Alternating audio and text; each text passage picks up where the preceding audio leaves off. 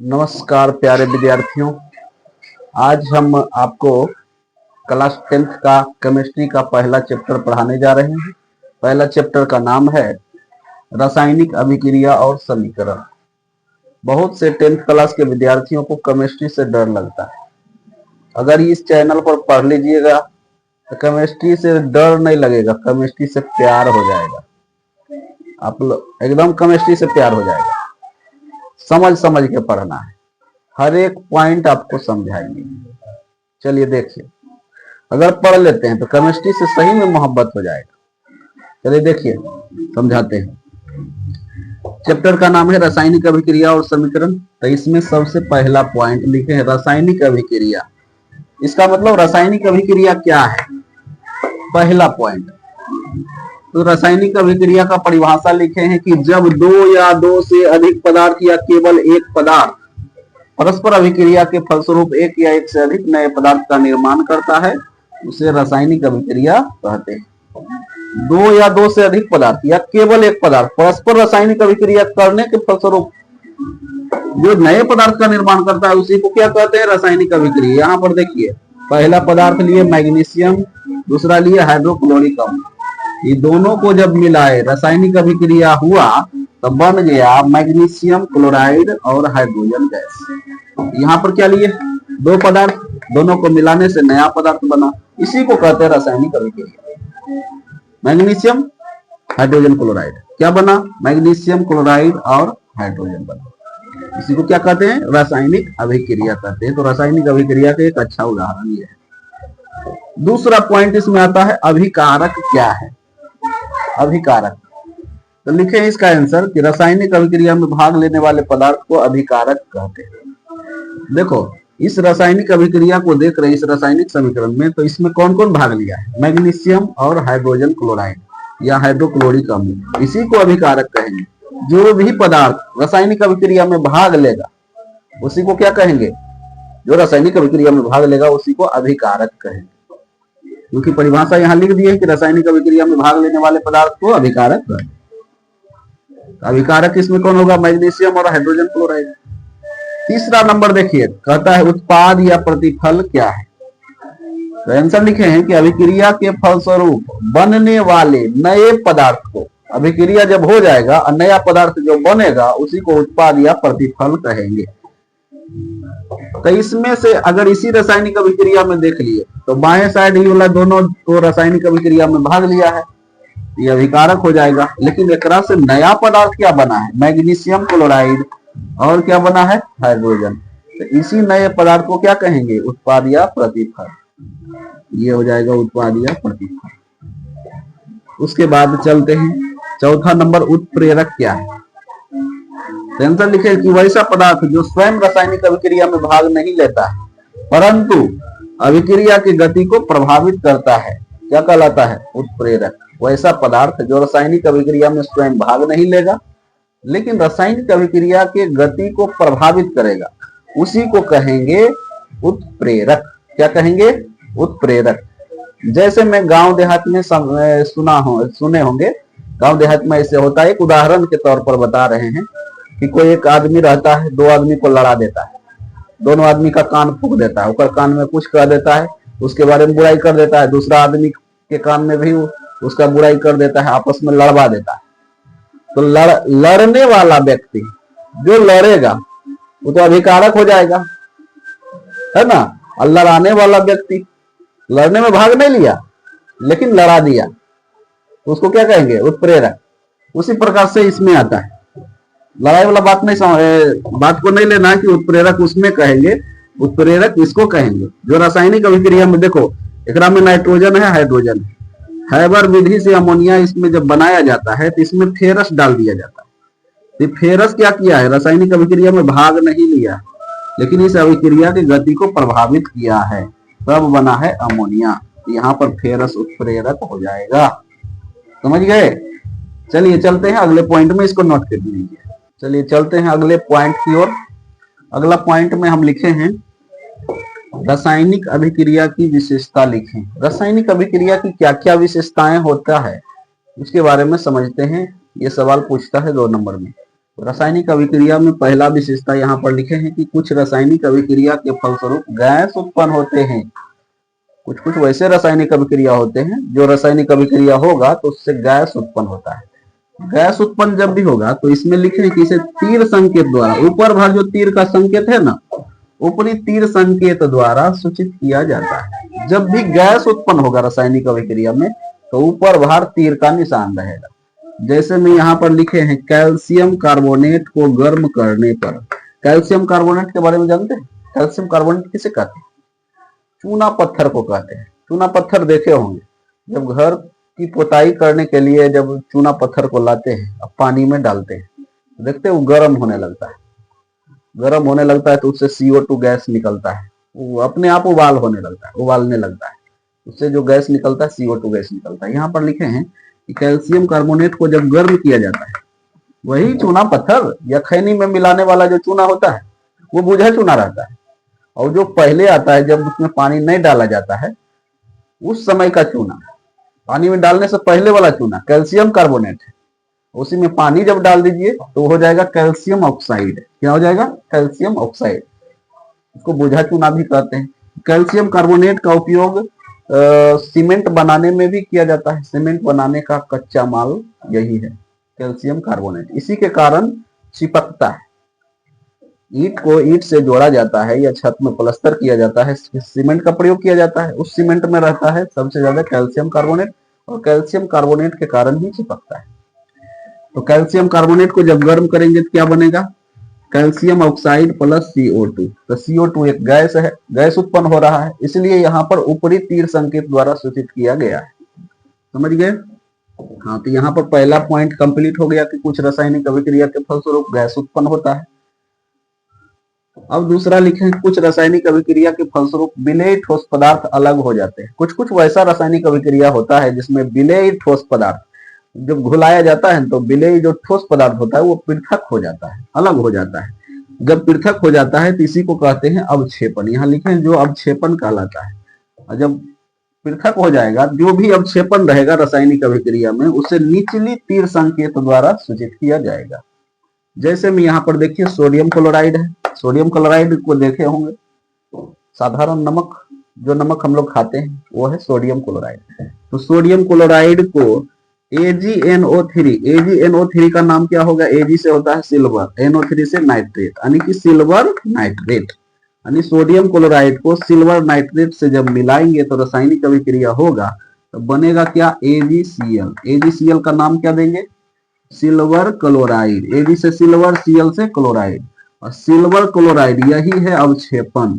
क्या है? अवक्षेपण। इसलिए अवक्षेपण है तो यहाँ पर निचली तीर संकेत द्वारा सूचित किया गया है। और उसके बाद क्या बना? NaNO3। NaNO3 का मतलब Na से सोडियम, NO3 से नाइट्रेट, इसको कहेंगे सोडियम नाइट्रेट। क्या कहेंगे? सोडियम नाइट्रेट कहेंगे।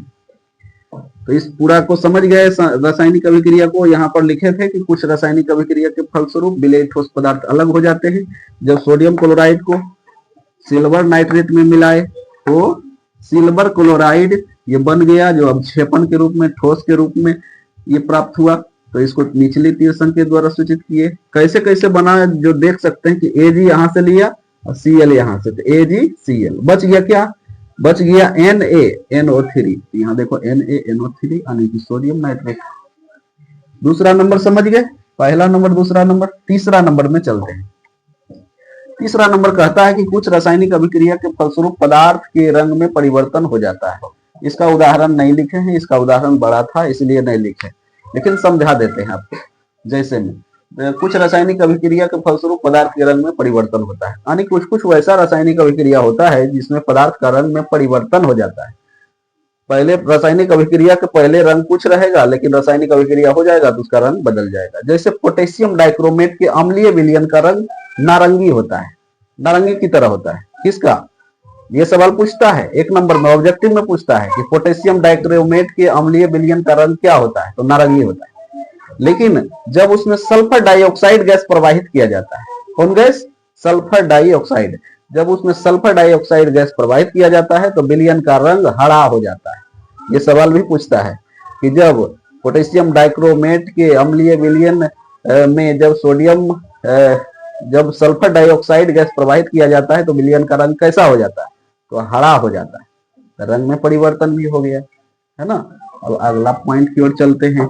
इसमें चौथा नंबर लिखे कि कुछ रासायनिक अभिक्रिया के फलस्वरूप पदार्थ के ताप में परिवर्तन हो जाता है।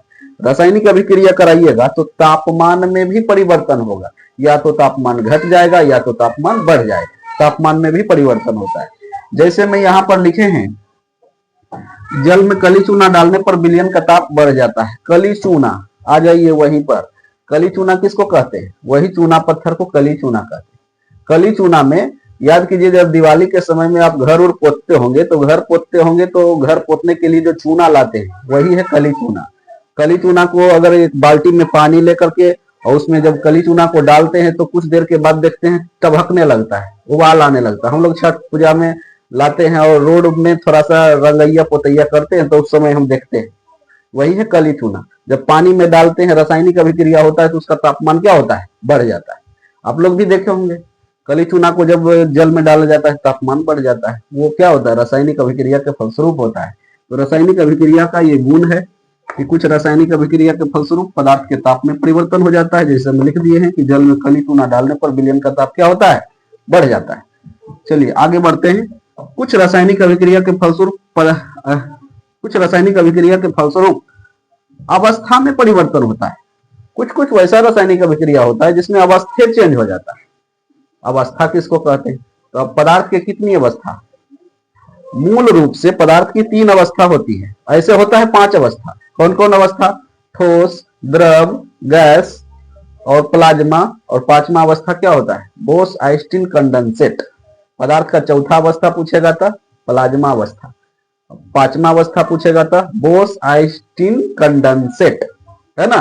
तो कुछ वैसा रासायनिक अभिक्रिया होता है जिसमें पदार्थ के तापमान में पदार्थ के क्या बोलते हैं, अवस्था में परिवर्तन हो जाता है। जैसे मैं यहाँ पर लिखे हैं मोमबत्ती के बारे में कि मोमबत्ती को जलाया जब जाता है, मोमबत्ती को जलते जब देखे होंगे, मोमबत्ती जब जलता है तो मोमबत्ती का कुछ भाग द्रव अवस्था में आ जाता है। जहां पर बत्ती रहता है, बत्ती के नीचे में द्रव अवस्था में आ जाता है, और वही द्रव केशिकत्व क्रिया के कारण ऊपर की ओर चढ़ता है बाती में, तब वो जलता है। तो मोमबत्ती को जब जलाते हैं तो कुछ भाग द्रव अवस्था में आ जाता है। और मोमबत्ती कौन अवस्था में रहता है? ठोस अवस्था में। देखिए ठोस से आया द्रव में, और द्रव से जब ऊपर की ओर बत्ती में जब जाता है तो जल जाता है। जलता है तो किस रूप में परिवर्तन हो जाता है? गैस में परिवर्तन। तो पहले था ठोस अवस्था में, बन गया द्रव अवस्था में, द्रव से फिर बन गया गैस अवस्था में। तो अवस्था का परिवर्तन हुआ कि नहीं? हाँ। तो कुछ रासायनिक अभिक्रिया के फलस्वरूप पदार्थ की अवस्था में परिवर्तन हो जाता है। जैसे मैं मोमबत्ती वाला उदाहरण आपको बता दिए।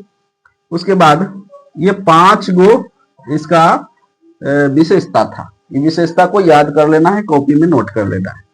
छठा पॉइंट लिखे कि रासायनिक समीकरण क्या है। रासायनिक समीकरण का परिभाषा देखिए। तो किसी रासायनिक अभिक्रिया को व्यक्त करने के लिए संकेतों एवं सूत्रों के जिस संक्षिप्त रूप का उपयोग किया जाता है उसे रासायनिक समीकरण कहते हैं। कोई भी रासायनिक अभिक्रिया को जब हम व्यक्त करेंगे, रासायनिक अभिक्रिया तो करके दिखा नहीं रहे हैं, व्यक्त कर रहे हैं, कॉपी पर बोर्ड पर लिख रहे हैं। तो बोर्ड पर जब लिख रहे हैं तो सोडियम लिखेंगे तो सोडियम हम ला करके आपको रासायनिक अभिक्रिया करा तो नहीं दिखा रहे हैं, उसका संकेत का प्रयोग हो रहा है, कर रहे हैं। सोडियम का संकेत होता है Na। संकेत और सूत्र का प्रयोग करके जो समीकरण लिखते हैं, उसी अभिक्रिया जो कराते हैं उसी को समीकरण कहते हैं। जैसे मैं यहाँ पर लिखे हैं, यहाँ पर लिखे क्या? किसी रासायनिक अभिक्रिया को व्यक्त करने के लिए संकेतों एवं सूत्रों के जिस संक्षिप्त रूप का उपयोग किया जाता है उसी को क्या कहते हैं? रासायनिक समीकरण। तो यहाँ पर देखो लिखे फिर से कैल्शियम कार्बोनेट, यही है कैल्शियम कार्बोनेट, ये है, यही है कली चूना। इसी को क्या कहते हैं? कली चूना कहते हैं, और चूना पत्थर भी इसको कहते हैं। तो जब कैल्शियम कार्बोनेट को हाइड्रोक्लोरिक अम्ल में जब मिलाया जाता है, तनु हाइड्रोक्लोरिक अम्ल में मिलाया जाता है, तो क्या बनता है? Calcium chloride. क्या बनता है? कैल्शियम क्लोराइड, जल और CO2 बनता है। तो ये सब जो चीज वह है, इसमें संकेत और सूत्र का प्रयोग करके रासायनिक समीकरण को हम लिखे। ऐसा नहीं है कि आपको हम कैल्शियम कार्बोनेट ला करके दिखाए हैं और उसके बाद हाइड्रोक्लोरिक अम्ल लाए उसको मिला करके बनाए, ऐसा नहीं किए, केवल उसका संकेत और सूत्र लिख करके आपको दिखा दिए। तो ऐसा रूप अगर किसी का रहेगा तो इसी को क्या कहेंगे? रासायनिक समीकरण कहेंगे। क्या कहेंगे? रासायनिक समीकरण। इसको याद कर लीजिएगा और कॉपी में नोट करते जाइए। अगले पॉइंट की ओर। अगला पॉइंट में क्या कहता है? अगला पॉइंट में कहता है कि रासायनिक समीकरण को व्यक्त करने की विधि लिखें।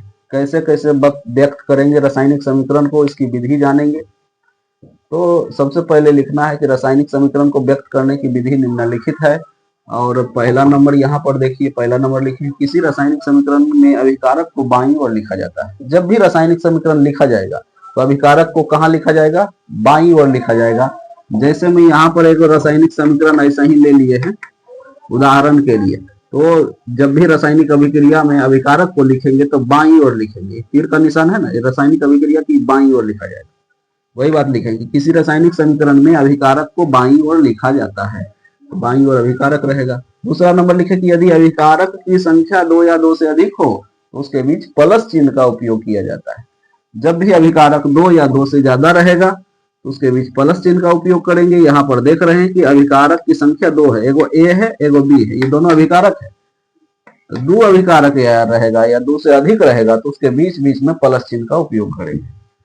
और नीचे भी रासायनिक समीकरण लिखे, देखिए ये भी अभिकारक है तो दोनों के बीच में प्लस चिन्ह, अगर 3 गो रहता तो ये बीच में प्लस चिन्ह लगाते। तीसरा नंबर, अभिकारकों के प्रतिफलों को समीकरण के दाईं ओर लिखा जाता है। प्रतिफलों को दाईं ओर लिखा जाता है। देखिए ये तो बाईं ओर हो गया अभिकारक और नहीं बाईं ओर हो गया अभिकारक और दाईं ओर क्या होगा? प्रतिफल। वही बात यहाँ लिखे कि अभिकारकों के प्रतिफलों को समीकरण के दाईं ओर लिखा जाता है, दाईं ओर लिखेंगे। और उसके बाद वही बात लिखे हैं चौथा नंबर में कि यदि प्रतिफलों की संख्या 2 या 2 से अधिक हो तो उसके बीच में भी प्लस चिन्ह का उपयोग करेंगे। यहाँ पर 2 गो प्रतिफल दिख रहा है तो उसके बीच में प्लस चिन्ह का उपयोग किए हैं। उसके बाद आगे लिखे हैं 5वां नंबर की अभिकारकों और प्रतिफलों के बीच एरो चिन्ह का उपयोग किया जाता है। एरो, इसको एरो बोलते हैं। तीर का निशान जो है ना, एरो बोलते हैं इसमें। यहाँ पर है एरो। तो अभिकारक और प्रतिफल के बीच एरो चिन्ह का उपयोग किया जाता है। याद हुआ? फिर से दोहरा देते हैं। किसी भी रासायनिक समीकरण में अभिकारक को बाईं ओर लिखा जाता है। 2 या 2 से अधिक अभिकारक रहने पर उसके बीच प्लस चिन्ह का उपयोग किया जाता है। किसी भी रासायनिक समीकरण के प्रतिफल को दाएं ओर लिखा जाता है। 2 या 2 से अधिक प्रतिफल रहने पर उसके बीच प्लस चिन्ह का उपयोग किया जाता है। अभिकारक और प्रतिफल के बीच एरो चिन्ह का उपयोग किया जाता है। ये एरो चिन्ह का नोट में आपको लिख लेना है, यहाँ पर लिखे नहीं है लेकिन आपको नोट में लिख लेना है कि एरो चिन्ह रासायनिक अभिक्रिया के गति के दिशा को बतलाता है। एरो चिन्ह किसको बताता है?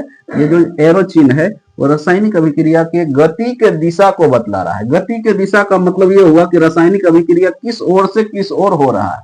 तीर का निशान ये बता रहा है कि रासायनिक अभिक्रिया बाएं से दाएं की ओर हो रहा है। ऐसा नहीं है कि सी और डी से ए और बी बना है, ऐसा नहीं है। ए और बी से सी और डी बना है। तो तीर का निशान क्या बताया? किसी भी रासायनिक अभिक्रिया में तीर का निशान ये बताता है कि अभिक्रिया की गति की दिशा किस ओर है, किस ओर से किस ओर हो रहा है।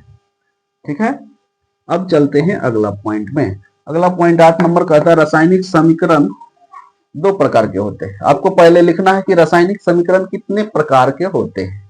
कब आंसर में लिखना है कि रासायनिक समीकरण कितने प्रकार के होते हैं? 2 प्रकार के।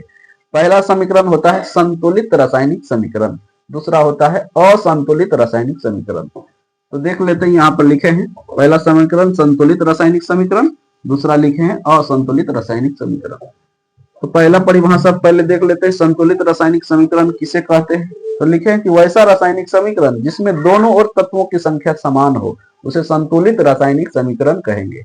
फिर से दोहराते हैं, वैसा रासायनिक समीकरण जिसमें दोनों ओर तत्वों की संख्या समान हो उसे क्या कहेंगे? संतुलित रासायनिक समीकरण। जैसे मैं यहाँ पर लिख दिए, देखो कैल्शियम कार्बोनेट को हाइड्रोक्लोरिक अम्ल से जब मिलाए तो क्या क्या बना? कैल्शियम क्लोराइड, जल और CO2 बना। तो दोनों ओर तत्वों की संख्या अगर इसमें देखेंगे तो समान होगा। जितना तत्व इधर रहेगा बाएं साइड रहेगा, उतने तत्व दाएं साइड रहेगा। तत्वों की संख्या समान हो गया तो इसको कहेंगे संतुलित रासायनिक समीकरण। जैसे में देख लीजिए कैल्शियम, कैल्शियम यहां से यहां तक में देखिएगा तो एगो कैल्शियम है, तो इधरों पट्टी एक गो रहना चाहिए। यहाँ है कैल्शियम, कैल्शियम एक गो है। उसके बाद है देखो कार्बन, सी से होता है कार्बन। कार्बन की संख्या इसमें देख रहे हैं यहाँ से यहाँ तक में एक गो कार्बन है, तो इधरो कार्बन 1 गो होना चाहिए, यह देखो 1 गो कार्बन है। उसके बाद है ऑक्सीजन 3 गो, O3 है ना, ऑक्सीजन 3 गो, तो यहाँ से यहाँ तक में देखिए ऑक्सीजन 3, तो इधर 3 होना चाहिए। यहाँ से देखो 2 ऑक्सीजन 1 ऑक्सीजन, 3 ऑक्सीजन हो गया।